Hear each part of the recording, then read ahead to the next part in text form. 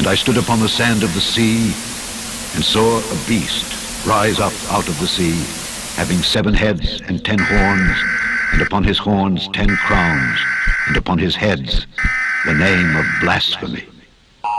And the beast which I saw was like unto a leopard, and his feet were as the feet of a bear, and his mouth as the mouth of a lion. And the dragon gave him his power and his seat and great authority. And I saw one of his heads as it were wounded to death, and his deadly wound was healed.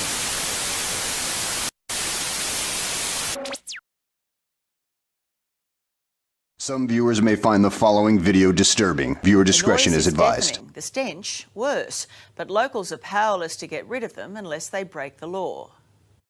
This is just like from a horror movie. And it was like a bat tornado over the town. That's how bad it was. It just seems to me that every bat in Australia is now in Ingham. It's a town under siege. Overrun by bats that outnumber the population by hundreds of thousands. It just stinks. It stinks. Infiltrating every corner of the town and putting lives at risk. What was your biggest fear when you got scratched? Am I gonna die? Like, what's gonna happen? Get rid of the bats. We've had enough. It's been going on for way too long. It's mid-morning in Ingham in North Queensland, and in the centre of the normally quiet town, there's a cacophony of screeches. The problem that we're having is that we're seemingly being influxed by more and more animals, and the roost cannot handle it. The botanical gardens are overrun with bats. Every inch of every branch is covered with them. Mayor Raymond J.O. says they've now reached biblical plague proportions. It's a nightmare. It is a nightmare. It's truly disgusting. Some of the trees are so full of bats, they're constantly breaking from the sheer weight of them. The bus stop, footpaths, even the town's cenotaph are covered in bat feces. But at night, it's far worse. This is what locals here have to put up with every day. There's hundreds of thousands of bats flying around. The noise is horrendous and the smell is putrid and lingers long after the bats have flown away for the evening. This can last up to an hour and is repeated every morning when they return. If you'd come up here and had a look and had to try to live in this area, it would drive you insane. As the colony grows, so do concerns for locals' welfare. The bats have recently moved into trees at the local kindergarten and primary school. Adam and Suzanne Carilla are born and bred in town. Their 2 daughters, Ella and Aden, go to the school. We love our little town and we love our school, and it's just not okay because I've been very stressed out about it. They're now part of a growing group of parents considering pulling their children out of school for fear of them getting sick or being scratched by a diseased bat. They're not stepping a foot in that ground until something is that we know is being done. Sometimes you just feel like a little kid's just going to throw a rock at them and stir them up, and you might get scratched. The problem here in Ingham has become so bad, emergency helicopters can no longer land here at the hospital while the bats are in flight, with the main colony just a few hundred metres down the road. Recently, a chopper was forced to do laps of the town until the bats cleared. During these heat events, when they're dropping dead, they're not just dying in the gardens, they're dying wherever they're flying at the time. 𝐘𝐿 is the president of the local Chamber of Commerce. She says businesses are forced to clean up after the bats every morning. Tourism is also taking a hit. If this was happening at Parliament House, somebody would have come up with a solution by now. You see, the bats are considered a protected species under state law, meaning there's little council can do to try and move them on. They can use non-lethal methods like smoke, noise and lights that can't be done when the bats are breeding. Because there's 4 different species and because they all have young at different times, there's hardly a window of opportunity. Nearly 250 kilometres away, Charters Towers knows the struggle. The local park is now permanently closed due to safety risks, overrun by bats. No one knows that risk more so than Cody Rouge and his mother Renee. We'll listen to music and then next minute the bat just drops out of the tree and hits the table, and as it was coming up it must have scratched me or something. I went like that to get it off me. Renee, this is the park where it happened. There aren't any bats that we can see now. Is that normal? So this park, usually doesn't have no bats in here. That's why I said it was safe for Cody to come here. These extraordinary videos were taken by locals during a roosting season. Unless you're here and seeing it, it is incredible. We shouldn't be living like this. Cody had to be taken to hospital after he was scratched to receive the vaccine, requiring him to have 11 injections. And what was your biggest fear when you got scratched? Am I gonna die? What's gonna happen? Yeah. That thought went through your mind? Yeah. What type of impact has it had on Cody over the past year? Cody doesn't like to go out after dark. Scared he's going to get scratched by a bat and go through the whole ordeal again. The biggest concern with diseased bats is the Lyssa virus, a rabies-like disease that's contracted via bites and scratches. In Australia, there's been 3 confirmed cases of bat Lyssa virus in humans. All 3 were fatal. There's no question that flying foxes do carry some diseases, but you have to actually be scratched or bitten by the animal for that to be transferred to the human. Des Boyland is from the Wildlife Preservation Society of Queensland. He says bats are essential to our ecosystem and the risk of disease is low. If people value forests and our woodlands, then bats are absolutely essential. And moving a colony on is easier said than done. Dispersing bats is very costly, and also it's rarely very successful. Local federal member Bob Katter is well aware of that. He's been trying to move the bats from Charters Towers for years. Me? Well, I'd be down here with a shotgun. Now the bat's killing us, but we're not allowed to kill them. He believes the community has now reached breaking point. But there comes a point where I think not breaking the law really becomes dogging it, as we say in North Queensland, and I think that point has probably been reached. It's not a way to live, is it? No, it's not. It's really sad. I can get very emotional about it. It's really sad that we have to put up with this and deal with it. The council will spend $250,000 of ratepayer money to try and disperse the bats before next. They're calling it the ibis invasion. Families who say they're under siege from the pesky birds and what they leave behind. Martin King armed himself with an umbrella and ventured into the war zone. Done a lot of things in my life, seen a lot of things, but I've never stood under a giant tree like this, full of very big birds doing very big you-know-whats. Extraordinary. Welcome to my nightmare, Martin.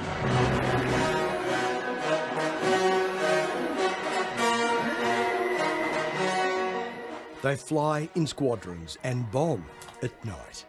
Good shot. From the bush to our burbs, even our cities, the Australian white ibis is leaving its mark.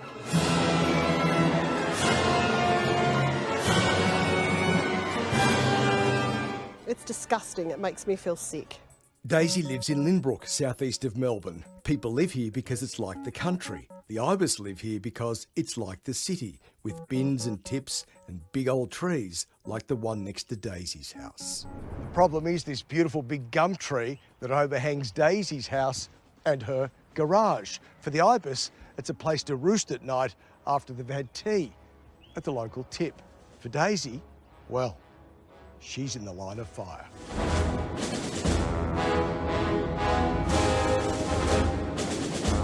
We're using my yard as a dumping ground. It's feral. Everything's dandy at Daisy's until dusk, when up to 100 ibis settle in for the night. These are just the entree, the cockies. Wait till main course. With a spot of bother like this, there has to be a council involved. And yep, it's Casey. I just want them to trim the trees back over the house so it's not directly over my backyard. I've been asking them for 4 or 5 years now to trim the trees because they come well over halfway across my property. And this is what happens. The cockatoos come, the ibis come, and the noise is just incredible. Not to mention the mess. Daisy can't plant a garden and the clothesline is a prime target. The council's solution? The council pushed me off to Department of Land. Department of Land said they can't do anything. So it's getting really frustrating. Been there, done that, says neighbour Brad. Well, most nights I'd come home. When I come home from work, there's nothing. It's usually when we go inside, we're about to sit down for dinner or something like that, you can hear these birds squawking away in the tree. So what's a collective noun for ibis? I've Googled it. Says congregation, a stand, or a wedge. I've got a better one. A pestilence. I can handle the noise. I can handle, you know, when I get around to cleaning up their mess afterwards. It's the worst scenario is coming out and it's all over the vehicle. And then I've got to go and, you know, the car wash or something like that because it looks a bit bad. As a tradesman, going to a person's house and the customer's house and your vehicle's full of... Bluebird's a bird that sings pretty good. Sparrows are a bird that are pretty cool, eh? But the ibis is a bird that drinks bin juice all day. Which is probably why there's even a song about them. And the poor old ibis gets a bum rap. Ibis, bin juice drinking gronks. Yeah, the ibis, their beaks are gross and long. Common monikers for the ibis include bin chickens and tip turkeys. You can see why. They've actually been dying around the area from botulism and they carry salmonella from all the eating out of the tip down the road and the pond at the end of the suburb. And Daisy Quinn has a particular problem with Bella and Bailey. The dogs walk through it, so it then comes into the house and then it's all through everything. It goes into the bed, it goes onto the lounges, it goes through the floor. So what do you think of the birds? Yes, I would have thought so. Yes. No, that wouldn't cause any toxicity to us. Once again, that's something we come into regular contact with, and there's no sort of special handling requirements when we're handling that, apart from your usual hygiene that you would use with any sort of poo. Alina Lavelle-Fry is a local vet. The birds may be noisy and messy, she says, but they're more a danger to themselves than anyone else. So they get it from drinking polluted water. So unfortunately, it's usually due to human activity. Alina says we shouldn't interfere with the birds, but instead change our own behaviour. If they're being attracted to a water source in your garden, you possibly could remove that water source. I wouldn't encourage feeding them because that obviously could attract them more to your backyard, and plus it could upset what they naturally should be eating anyway. And her advice to Daisy and Brad? We do have to sort of embrace them being part of the nature that surrounds us. I mean, obviously if they're injured, then it's best to get them the care that they need, but if they're just doing what they would do naturally, then it's best to just leave them alone as much as possible. That's all very well, says Daisy. Her garden is ruined. She spends hours every week cleaning up, and quite recently, little Bailey took a direct hit. One of my dogs came in covered in bird poo, so I've had to, you know, give him a good bath and clean him off. It's really just disgusting. The ibis, I hope they don't come near us. Yeah. I just want the trees trimmed back. I don't care the birds are there, I just want the trees trimmed. Finally, Daisy got a response from the Victorian Department of Environment, Land, Water and Planning, the DELWP. After warning that ibis are protected and fines apply, it advises that a piece of string attached to a pie dish may work. Otherwise, Daisy can apply for an Authority to Control Wildlife, an ATCW. The DELWP says the ATCW will only be issued if a DELWP officer is satisfied the ATCW is appropriate, which Daisy says is simply... That's BS. Meanwhile, Daisy's planning a special event, her 50th birthday party in a couple of months. And the last thing she needs is a bunch of party poopers dropping in. Now, we also asked the department about trimming the tree back, but they told us that's an issue for Daisy to bring up with not the DLWP or the ATCW, but the COC. The saga continues. LOL. Now imagine you are driving alone on a highway when you spot a deadly brown snake in your footwell. and it attacks you. Well, that's what happened to Jimmy Cannon, who wrestled with the snake and won. G'day, Australia. I'm the guy that wrestled a brown snake in my ute. Oh, that day it was just, yeah, it was him or me. Brown snake and tiger snake is in the back of the ute. I think it's bitten me. It was in the car with me. Now, Jimmy, you promised me there's no snakes in here this time. I promise you, 100%. Jimmy Cannon, he's an ordinary Aussie with an extraordinary tale. And I was heading home, ready to go to the pub with the boys, and then I could have died. A life or death battle at high speed. It must have just been the most frightening thing. You're going 100 k's an hour. 100%. It was full on. With police on his tail. Where did you come from? I was coming from Billow. Jimmy is your typical tradie. Yeah, I spend a lot of time on my own. I work alone. I've worked alone for years, and so I'm always the kind of guy in the background, not the guy in the spotlight. But now he's almost famous. Going down the survey, people are like, "It's a snake man." Jimmy's incredible tale starts in central Queensland, where the NBN installer was attending to a job west of Gladstone. After I'd finished the service call, fixed everything up, I'd previously found a cave system on the customer's site, and they gave me authority to go in and have a little look around. But as he set off for an afternoon exploring the site, he made what would become a massive mistake. I was just keen to get out and explore, and I just walked away from the car. I left both doors open. Jimmy even filmed himself driving off the rugged property, but this could have been the moment he woke his uninvited passenger. As he sped down the highway home, his casual drive quickly escalated into an emergency. I feel a banging on my leg, almost like the same impact as like a heavy water drop. As he looked down in the fading light, he realised a hitchhiker had slithered on board and was emerging from under his seat. I look down and it's just something out of the Chamber of Secrets in the passenger seat beside me. It's up at me and it's just striking me, basically from the front. With the snake attacking, Jimmy says he was left with no option but to grab his nearby work knife. I just had to do what I had to do. You know, it's not something I'd usually do, but he wanted to drive, so, and I was driving, so it wasn't going to happen. He was eventually able to stop his car on the side of the highway. With the snake now dead, Jimmy panicked, fearing he'd been bitten by the eastern brown, the second deadliest snake in the world. And it just flooded my entire body with panic. He knew time was of the essence. He got back in the car to race to the nearest hospital. Han Solo and Chewbacca would have been pretty proud of the speed I was getting up to. Chewie, get us out of here! But that's where this story takes another turn. As Jimmy was flying down the highway, fearing for his life, he came to the attention of the local highway patrol officer, clocked travelling at 127 kilometres an hour. When I saw the police lights engage in front of me, all I thought, supercharged engine, let's roll quicker. This was the moment the officer approached the car, hardly believing what he was being told. Like you can feel my heart, mate. You found a snake in your car? There was a brown, it's in the back of the tray, mate. Ah, that one. The police officer gets a panicked Jimmy to sit as he calls for an ambulance. Well, the driver's been bitten by a brown snake, was that correct? Yeah, that's right. He's got the snake in the tray. He's pretty panicky. He's conscious and breathing at the moment. I could have been bitten, I could not have been, but I was just basically doing it for my daughter, just to make sure.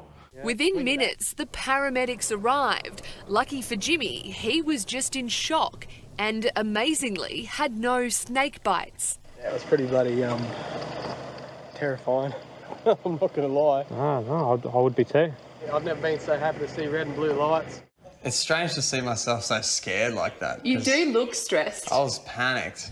Jimmy hadn't seen this footage until the Queensland police released it. When I saw it had 20,000 views in the first 5 minutes it was on, I was like, holy moly. Now it's had millions. You've become an international star. India, London, I've seen. I'm everywhere. It's just crazy. But it's led some to question, is it the greatest furphy of all time to dodge a speeding ticket or a uniquely Australian emergency? So if I had a dead snake in the car at that perfect time to get out of a speeding ticket with some Academy Award acting, it's just no way. Two people who aren't questioning his tale, Jimmy's parents. Have a good look at the footage, and if they knew James, they'd understand. It's true, yeah.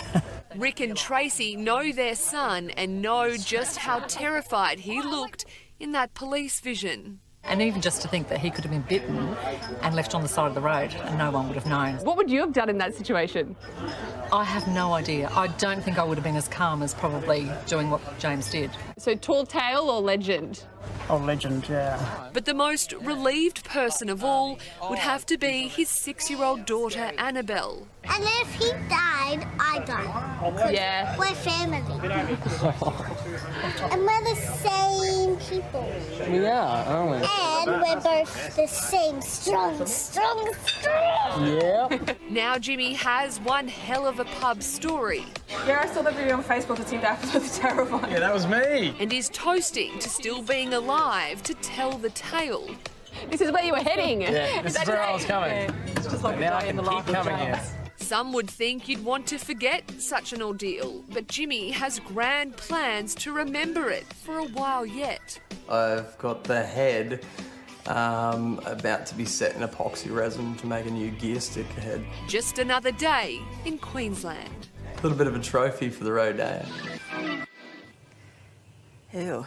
And police decided not to book Jimmy for speeding under the circumstances. He is a very lucky man.